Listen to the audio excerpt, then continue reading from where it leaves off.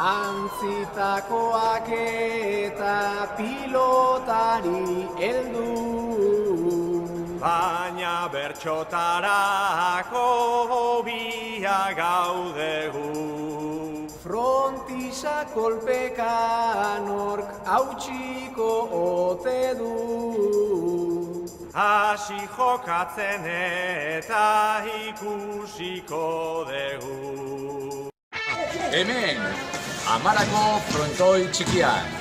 Azken astetako frontoirik mediatikoena. Arrokako frontoian. Bertsolariak eta pelota. Helburu bakarra. Frontoia ez bota.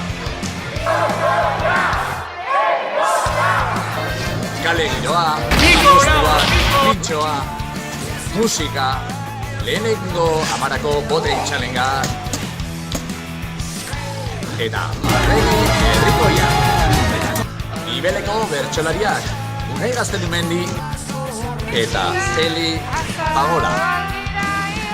Pelotariak, lehen mailakoak, beti bezala, lehen mailako frontoi batetarako.